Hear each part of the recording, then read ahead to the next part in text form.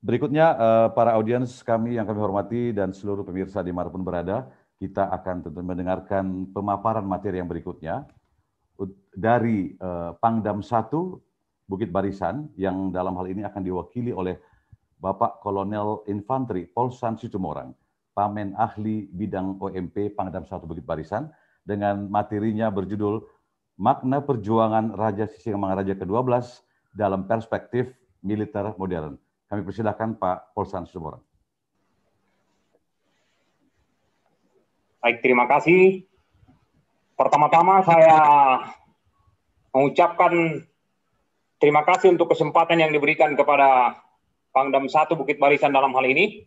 Tapi saya ingin menyampaikan bahwa permintaan maaf beliau karena kebetulan ada kegiatan yang sama, Vikon juga yang sama pada malam hari ini, beliau dengan pimpinan di Jakarta.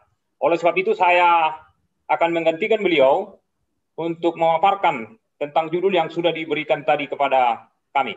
Saya akan share, boleh dapatnya saya dibuat menjadi host.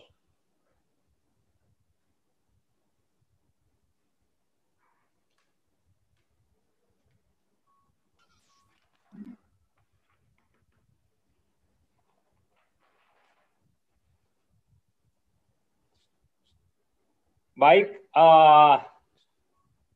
Bapak Ibu yang berbahagia, pada malam hari ini saya hanya diberi waktu 10 menit untuk memaparkan tentang judul yang telah disampaikan tadi.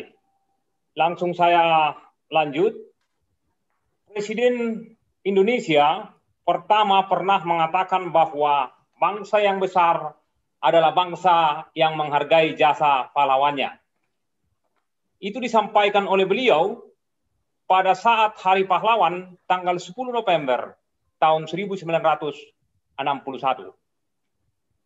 Tetapi saudara-saudara, Bapak Ibu yang berbahagia, ada suatu jajak pendapat, ironisnya, jajak pendapat yang dibuat oleh Litbang Kompas mengevaluasi sejarah terhadap mahasiswa dan pelajar Indonesia.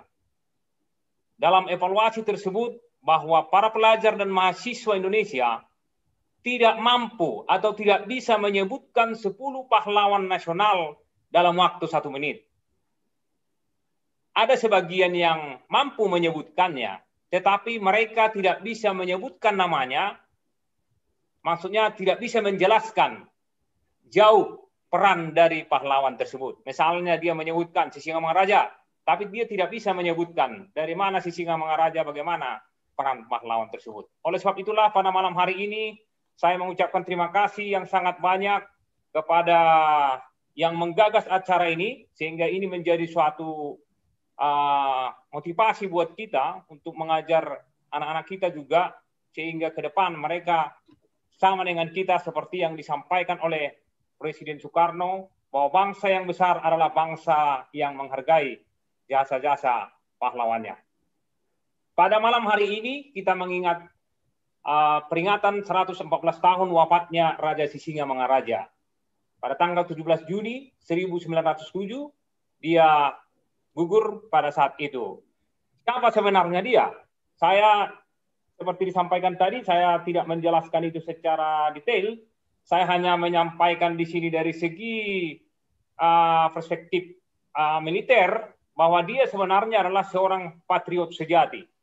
Dia pantang menyerah. Dia tidak mau berunding dengan penjajah. Itulah sebabnya dia tidak pernah ditawan. Dia gigih, ulet, dan terakhir dia sangat militan. Inilah dia. Oleh sebab itulah pada malam hari ini, menyingkat waktu, makna perjuangan Raja Sisingamangaraja ke-12 dalam perspektif militer modern. Bapak, Ibu, saudara-saudara yang berbahagia pada malam hari ini, kalau kita berbicara tentang perspektif militer, baik militer zaman dulu ataupun militer modern, sebenarnya faktor yang menentukan dalam memenangkan suatu perang atau pertempuran hanya ada 2. Itu biasa disebut dengan fisik dan non-fisik. Apa itu fisik dan apa non-fisik? Yang dimaksud dengan faktor fisik adalah faktor-faktor yang dapat diperbandingkan. Apa itu yang dapat diperbandingkan? Contohnya jumlah personil berapa? Yang kedua, jumlah persenjataannya berapa? Apa saja jenis senjatanya? Mortirkah, senapankah, dan lain sebagainya. Dan yang ketiga adalah jenis peralatan perangnya apa? Misalnya tank, panser, helikopter. Ini bisa diperbandingkan. Misalnya Indonesia mau berperang atau negara A dengan negara B. Kita bisa memperbandingkan. Ini biasa disebut dengan perbandingan daya tempur relatif. Biasanya kalau para pengamat hanya membandingkan ini saja. Tetapi kami dalam militer ada perbandingan-perbandingan lain yang disebut dengan faktor non-fisik. Dan inilah nanti yang saya bahas dalam makna perjuangan Sisinga Mangaraja ini.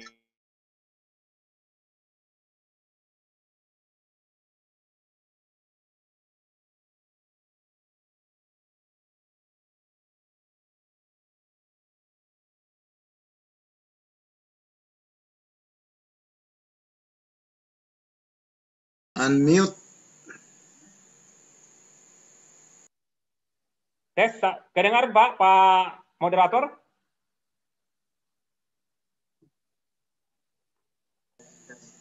Ya.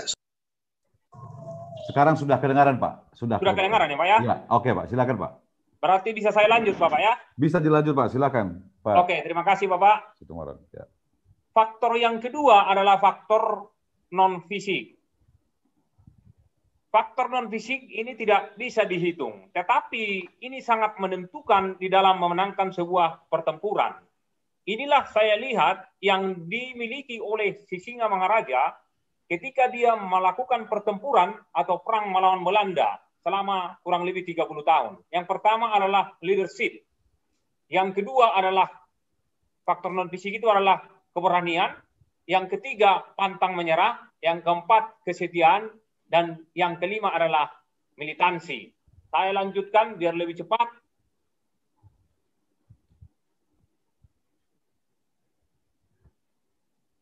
Yang pertama adalah leadership. Kalau kita lihat Sisinga Mangaraja, kita lihat di sini kepemimpinan yang dimiliki adalah dia mempunyai integritas yang sangat baik. Dia memberikan contoh yang baik, dia mempunyai visi, dia memiliki komunikasi yang baik. Kenapa saya sampaikan begitu? Sisinga Mangaraja memiliki kemampuan berkomunikasi sehingga dia bisa mengajak panglima-panglima dari Aceh untuk sama-sama melawan Belanda. Jadi dia memiliki leadership. Dia bisa mendorong masyarakat Batak khususnya anggotanya untuk sama-sama melawan Belanda pada saat itu. Yang kedua, saya lanjutkan. Sebenarnya dia adalah seorang raja. Dia punya status sebagai seorang raja. Tapi tidak semua raja juga pemimpin.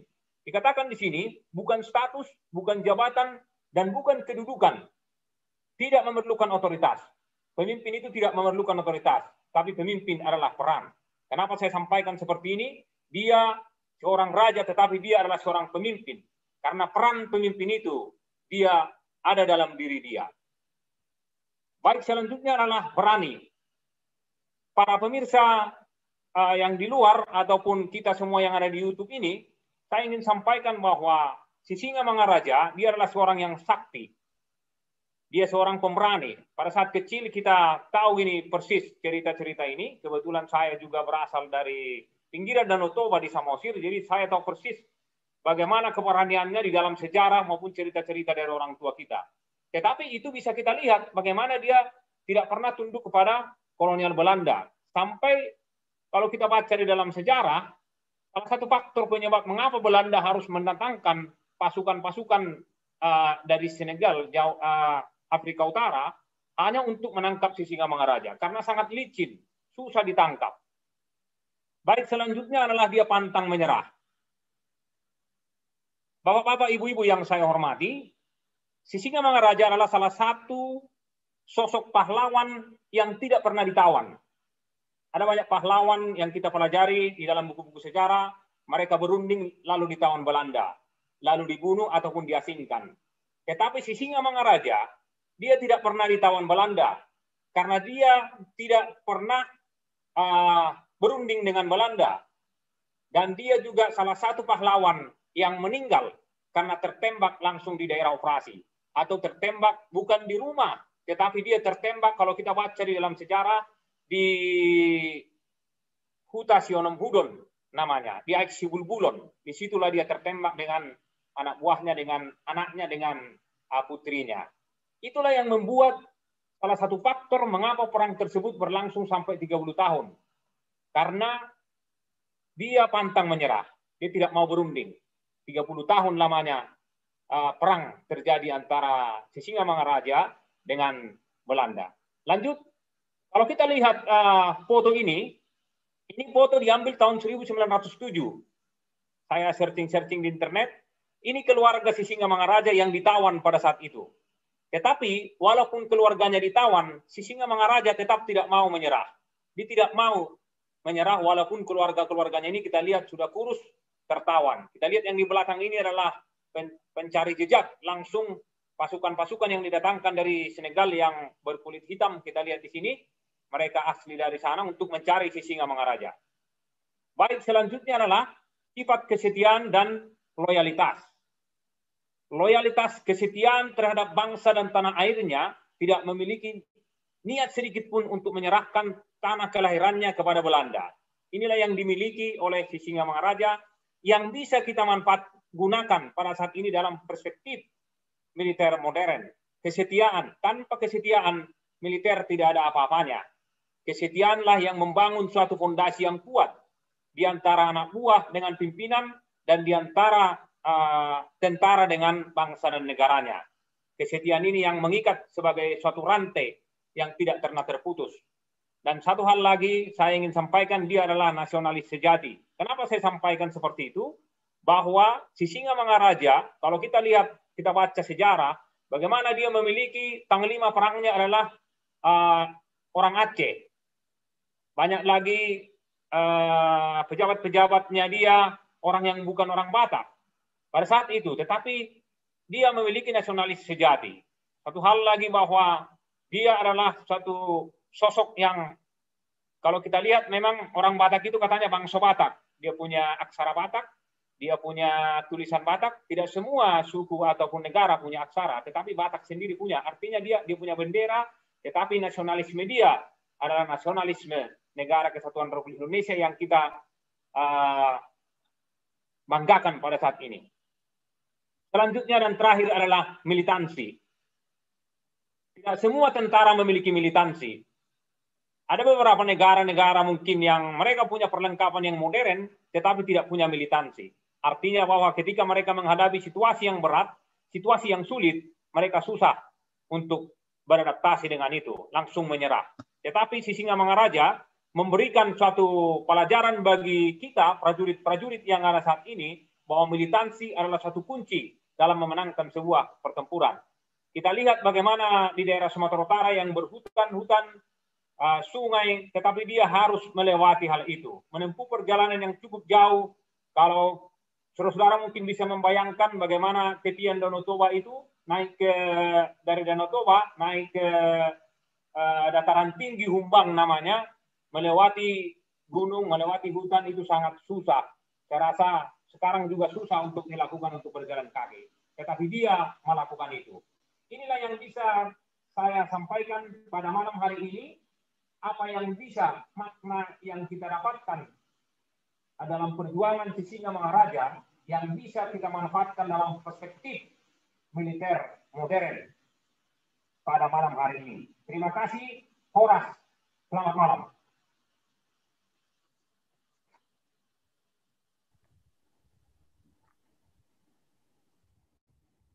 Ya. Terima kasih kepada Bapak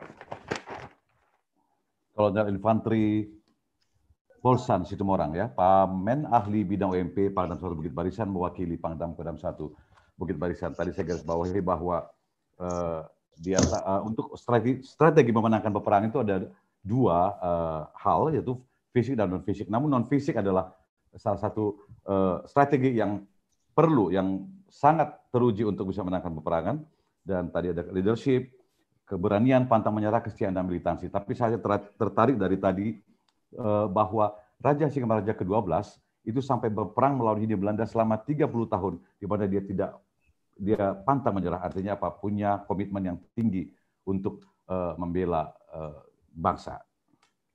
Baik,